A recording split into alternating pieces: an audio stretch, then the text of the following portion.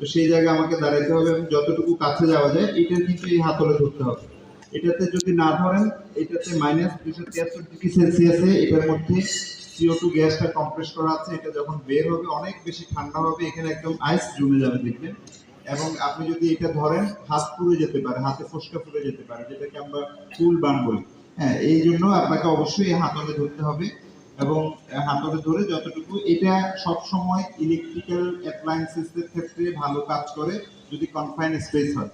যদি ওপেন স্পেসে এটা বাতাসে উড়ে যাবে, বেশি ভালো কাজ করে না। যদি বাসায় ইলেকট্রিক্যাল সরঞ্জামাদি থাকে সেই ক্ষেত্রে এটা খুব ইফেক্টিভ কাজ করে এবং আপনার অনেক ক্ষেত্রে এটা যখন আপনি ব্যবহার করবেন ইলেকট্রিক্যাল আগুনের ক্ষেত্রে আগুনটা সহজে নিভে যায় এবং গ্যাসটা চলে যায়। যদি আপনি যেমন বিসিবিটা ব্যবহার করেন আগুন নিভবে কিন্তু আপনার প্রচুর পরিমাণে ডাস্ট তৈরি হবে এবং কোনো কোনো ইলেকট্রিক্যাল যন্ত্র পার্মানেন্টলি ড্যামেজ হওয়ার পসিবিলিটি থাকে, কারণ এটার মধ্যে অনেক পাউডারের ছোট্ট ছোট্ট কণাগুলো বেশি যন্ত্রপাতির মধ্যে ঢুকে সেটা পার্মানেন্টলি ড্যামেজ হয়ে যায়।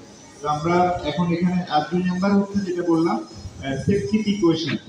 নাম্বার 1 বলেছিলাম অপারেশনাল প্রসিডিউর, নাম্বার 2 হচ্ছে সেফটি প্রিকশন। অর্থাৎ আমি যে যন্ত্র ব্যবহার করব সেই যন্ত্র ব্যবহার করতে গেলে যে ধরনের প্রিকশনারি মেজার নেওয়া দরকার সেটা আমাকে নিতে হবে। সেটা কি ধরনের?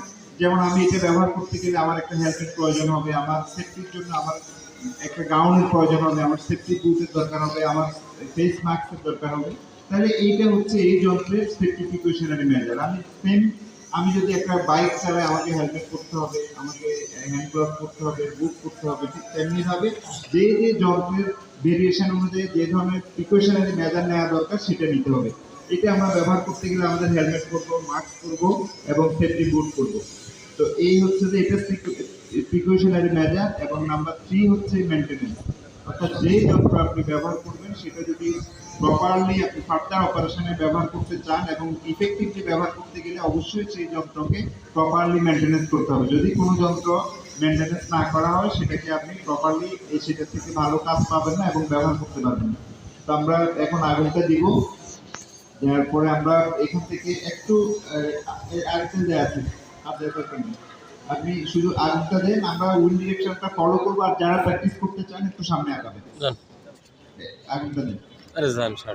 আমরা একটু উইন্ড ডিরেকশনটা দেখি যে বাতাসের ফ্লোটা কোন দিকে।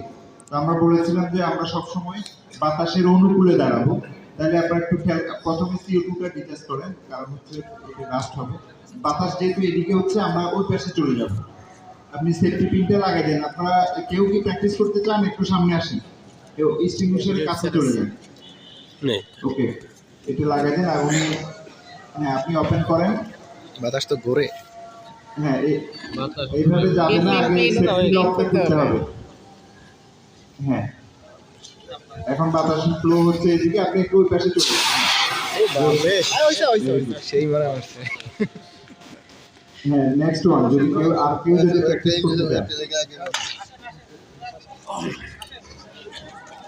হ্যাঁ, ভয়ের কিছু নেই। আর এটাতে একটু অন্য এক্সটিংগুইশার থেকে এটাতে একটু শব্দ হয়, ভয়ের কিছু নেই। আপনারা খুব ইজিলি, হ্যাঁ, এখানে যে কাজটা মনে রাখতে হবে আপনাকে সেফটি লকটা খুলতে হবে, যে পিনটা আছে সেই পিনটা খুলতে হবে। হ্যাঁ, ওকে, হ্যাঁ, দেন চাপেন। ওকে, এনটা ঠিক করে রাখতে হবে। হ্যাঁ, আর কেউ যদি প্র্যাকটিস করবেন, ওকে, মজা হয়।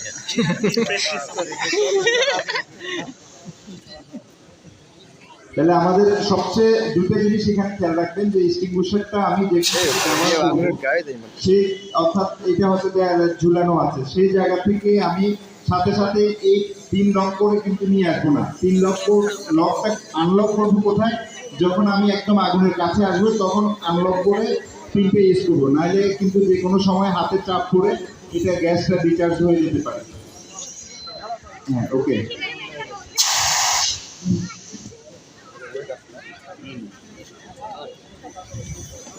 ফাস্ট আর দ্রুত যান। হ্যাঁ, আর কেউ প্র্যাকটিস করবেন, শেষ করে দেবেন।